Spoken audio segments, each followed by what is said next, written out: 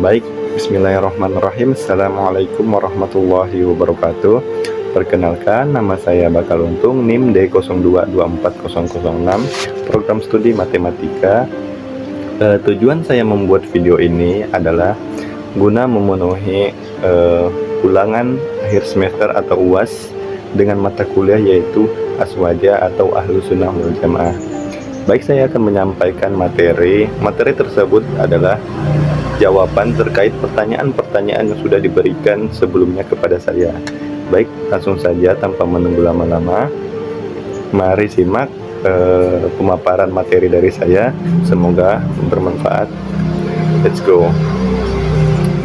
Yang pertama yaitu apa yang saya ketahui dengan istilah aswaja. Aswaja adalah singkatan dari Ahlus Sunnah wal Jamaah yang artinya orang-orang yang mengikuti ajaran Nabi Muhammad SAW dan para sahabatnya, serta menjaga kebersamaan umat Islam. Aswaja adalah cara beragama yang berpegangan teguh pada Al-Quran dan hadis Nabi, tapi juga menggunakan akal sehat dan mempertimbangkan keadaan zaman dan tempat. Dalam praktiknya, aswaja menjadi jalan tengah atau moderat antara kelompok yang terlalu ketat dan kelompok yang terlalu longgar dalam memahami agama. Aswaja juga dikenal sebagai paham keislaman yang dianut oleh mayoritas umat Islam di dunia, termasuk Indonesia, seperti yang diajarkan oleh para ulama NU atau Nahdlatul Ulama. Itu tadi adalah pemaparan yang saya ketahui dengan istilah aswaja. Yang kedua yaitu ciri-ciri aswaja. Ciri-ciri aswaja yaitu ada 5. Yang pertama yaitu tasawuf atau sikap tengah atau moderat. Yang kedua yaitu tasamuh, toleran. Yang ketiga yaitu tawazun atau seimbang. Yang keempat yaitu i'tidal atau adil. Dan yang kelima mengutamakan persatuan atau jamaah. Baik, kita jelaskan satu persatu poin-poinnya. Yang pertama yaitu tasawuf, sikap tengah atau moderat. Artinya tidak ekstrim, tidak terlalu keras dan tidak terlalu longgar, berada di jalan yang seimbang. Yang kedua yaitu tasamuh atau toleran. Artinya menghormati perbedaan pendapat selama masih dalam batasan ajaran Islam. Misalnya perbedaan cara sholat, perbedaan cara berdoa, maupun perbedaan tradisi. Yang ketiga yaitu tawazun atau seimbang. Seimbang antara urusan dunia dan akhirat, antara ibadah dan muamalah atau hubungan sosial, serta antara individu dan hak bersama. Yang keempat yaitu i'tidal atau adil. Bersikap adil dalam menilai dan memperlakukan orang lain, tidak memihak secara buta. Yang kelima yaitu mengutamakan persatuan atau jamaah, menjaga ukhuwah atau persaudaraan dan kebersamaan antar sesama muslim, serta menjauhi perpecahan. Kita lanjut, yang ketiga yaitu bagaimana cara berpikir aswaja. Cara berpikir aswaja yaitu menggabungkan antara dalil atau teks agama dan akal atau nalar secara seimbang. Yang pertama, berlandasan Al-Quran dan hadis.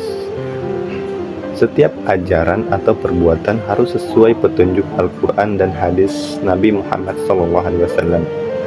Yang kedua yaitu menggunakan akal dan ijtihad ulama. Dalam hal yang tidak dijelaskan secara langsung dalam Al-Quran dan hadis, gunakan pemikiran para ulama ijtihad untuk mencari solusi yang sesuai zaman. Yang ketiga yaitu fleksibel tetapi tetap pada prinsip.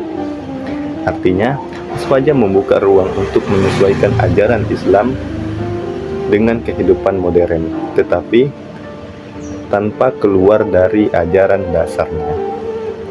Yang keempat yaitu mendahulukan kemaslahatan atau kebaikan umum. Artinya tidak egois atau tidak mengutamakan kepentingan sendiri, tetapi mengutamakan kepentingan umum dulu. Jadi, apa yang dilakukan harus membawa manfaat dan tidak menimbulkan kerusakan atau perpecahan. Yang keempat yaitu jelaskan yang dimaksud dengan akidah dan fikih aswaja. Akidah dan fikih aswaja. Akidah aswaja. Akidah aswaja adalah keyakinan atau kepercayaan dalam Islam yang bersih dari ajaran sesat atau ekstrem. Akidah aswaja mengikuti pemikiran ulama seperti Imam Abdul Hasan Al-Asy'ari dan Imam Maturidi. Intinya, meyakini 6 rukun iman. Iman kepada Allah, iman kepada malaikat, iman kepada kitab, hari kiamat, dan takdir. Serta tidak mudah mengkafirkan orang lain. Terus, menjaga hati tetap bersih dan tidak sombong dalam beragama. Itu adalah akidah dari aswaja. Sedangkan fikih dari aswaja adalah cara beribadah dan menjalani kehidupan sosial berdasarkan aturan Islam yang ditafsirkan oleh para ulama. Aswaja mengikuti 4 mazhab besar dalam fikih, yaitu Imam Syafi'i, Imam Hanafi, Imam Maliki, dan Imam Hambali. Di Indonesia sendiri, mayoritas masyarakat mengikuti mazhab Imam Syafi'i. Fikih aswaja tidak kaku, tetapi bisa menyesuaikan dengan keadaan masyarakat dan tempat selama tidak keluar dari syariat. Lanjut ke pertanyaan yang kelima, yaitu pandangan saya terhadap banyaknya kelompok di dalam Islam. Apakah bisa disatukan? Dalam Islam memang ada banyak kelompok atau aliran. Hal ini terjadi karena berbeda pemahaman, berbeda tempat tinggal, perbedaan budaya, dan perbedaan cara menafsirkan ajaran agama. Namun, perbedaan ini tidak selalu buruk, justru bisa menjadi kekayaan umat Islam selama tidak saling menyalahkan atau mengkafirkan. Artinya, perbedaan pendapat dalam hal cabang agama seperti cara beribadah adalah hal yang wajar. Yang kedua yaitu kembali ke tujuan utama agama. Semua kelompok harus memiliki tujuan yang sama, yaitu mengabdi kepada Allah Subhanahu wa Ta'ala, menjaga akhlak, dan membawa kebaikan bagi sesama. Yang ketiga yaitu menjaga kesatuan dan saling menghormati.